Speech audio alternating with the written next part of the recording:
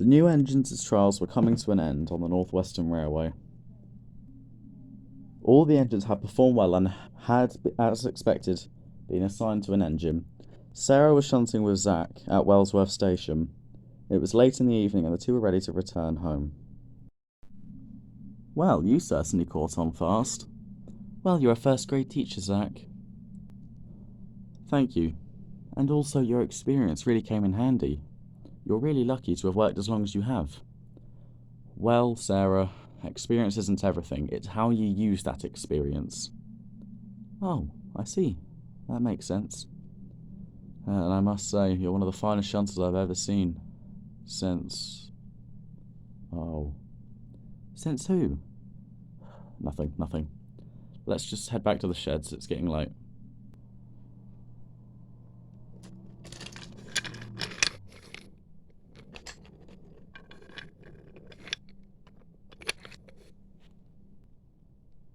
As the two came back to the sheds, however, Percy was telling his ridiculous ghost story again. "And every year it runs again, as a warning to others, plunging into the gap, shrieking like a lost soul." "Dear God, Percy, are you still telling that ridiculous story? It's been like 20 minutes. "Aye, this is getting ridiculous. What else have you got?" Nothing." "Is he yammering on about that ghost story again? Ugh, that's not even the correct version of it." "Oh yeah, and how would you know? You've never even been here before." "That's where you're wrong. I have been here before." "Wait, what?" "It's true, you know. Zack has been here before. Back in the 1980s. "That's true. I was doing rail tours around the northwestern region, but that's not the point. If you guys want to hear the real story, I'll gladly oblige." The engines all gave a mutual agreement, except for Percy. "Well, we have a majority. If you will, Zack." "Sure thing, Albert. Here we go."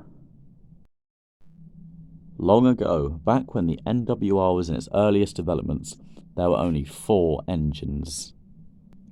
Thomas, the shunter; Edward, a mixed traffic engine; Henry, and of course, Jordan.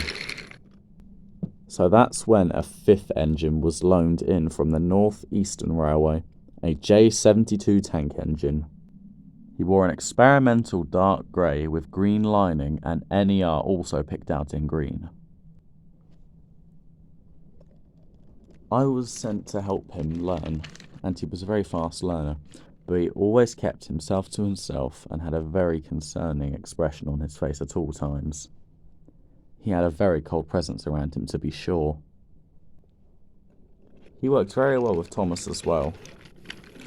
Although, according to Thomas, the engine never spoke to him either, just gave him the occasional grin. But in 1917 was when it happened. Edward had advised him to be very careful, as it had been very slippery thanks to a large storm the night before, and that some track work may be damaged. According to Edward, the engine just looked over before focusing back on the tracks, as if he was in some kind of trance, before the guard blew his whistle, and the engine set out into the night.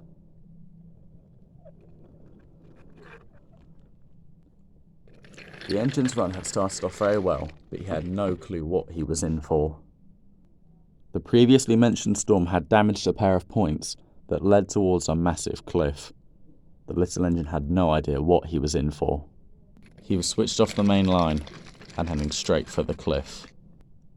The driver noticed way too late and started desperately scrambling with the controls, but it was no use, and the engine plunged into the ravine below. No one survived the accident. It was a brutal sight, and all that Edward could do when he was called the next morning was look into the ravine below. 2 years passed, and eventually a bridge was built over the ravine, and the little engine hadn't been talked about for a long time. That was until on the 3rd anniversary of his demise in 1920. A couple of men had been out hiking near the site of the ravine when they claimed to have seen a ghost train, whistling fit to burst, puffing along, before disappearing right before exiting the bridge, plunging into the gap, and shrieking like a lost soul. The two men described the engine as demonic, with terrifying eyes and devil teeth. But other accounts said otherwise. Other accounts included pale white eyes and a stern expression on the engine's face. Other times, the engine was said to have a solid black eyes with red pupils and a sadistic grin on his face, covered in blood. But no matter what, every year on the anniversary of its death, it runs again as a warning to others, plunging into the gap, shrieking like a lost soul. All the engines were shocked, except for one. Alistair had been relatively quiet throughout the night, but had now perked up. Nope, that is absolute rubbish. A ghost engine, please. I've never encountered any ghosts, ever. Now, if you shall excuse me, I need to take my night goods. And Alistair exited the sheds.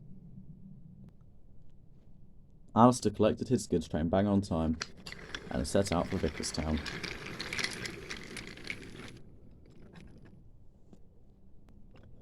And all throughout his run, he kept good time and had a good head of steam. However, soon he had been called to a stop atop of a bridge. Ugh, what now? We've got a red signal, Alistair. Shouldn't be too long until it clears up now. I hope so. Ooh, it's a bit chilly here, isn't it? Just then a ghostly whistle echoed around the valley.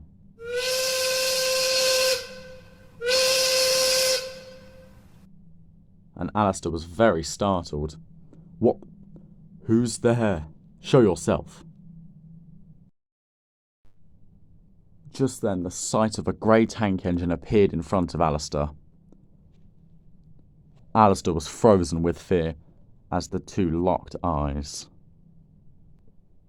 It stared at Alistair with a cold expression before reversing away.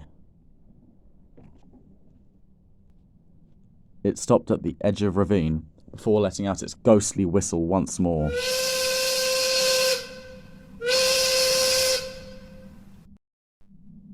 And disappeared. Just then, the signal dropped and Alistair continued on his way, too shaken to say anything else for the rest of the journey.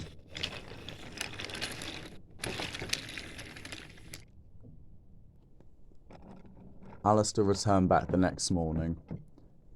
He just rolled into the back of the shed and didn't say anything. But Zack knew well enough what exactly Alistair had seen.